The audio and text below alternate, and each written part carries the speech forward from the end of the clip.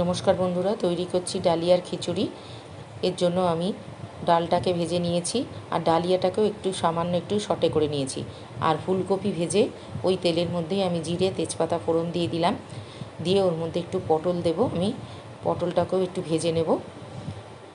আর পটলটা একটুখানি সটে করা হয়ে গেলে ওর মধ্যে আমি দিয়ে দেবো একটু টমেটো কুচি। টমেটোটা আমি একটু বেশি করেই দেবো। টমেটোটা দেওয়ার পরে আমি লবণ দিয়ে দেবো, টমেটোটা যাতে নরম হয়ে যায়। আর দিয়ে দেবো হলুদ গুঁড়ো আর অল্প একটু লঙ্কার গুঁড়ো দিয়ে দেবো। দিয়ে আর আদা বাটা, ব্যাস। মশলা বলতে এই কটাই দেবো, আর কোনো মশলা এতে যোগ করব না। এবার আমি যে ডাল এবং ডালিয়াটা ধুয়ে রেখেছিলাম সেটা দিয়ে দেব, পুরোটাই দিয়ে দেব। দিয়ে ভালো করে এটা আমি মিশিয়ে নেব। মেশানো হয়ে গেলে এতে পরিমাণ মতো আমি গরম জল দিয়ে দেবো।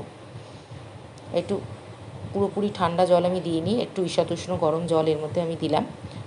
দিয়ে এটাকে ভালো করে ফুটিয়ে সিদ্ধ করে নেব।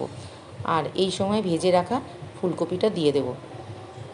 সিদ্ধ হয়ে গেলে নামাবার আগে অবশ্যই গরম মশলা আর ঘি আমি যোগ করব। ব্যাস, তৈরি হয়ে গেল ডালিয়ার খিচুড়ি। গরম গরম ডালিয়ার খিচুড়ি আমি বেগুন ভাজা দিয়ে আজকে দুপুরবেলা খাবো। আজকে এখানেই শেষ করলাম। নমস্কার।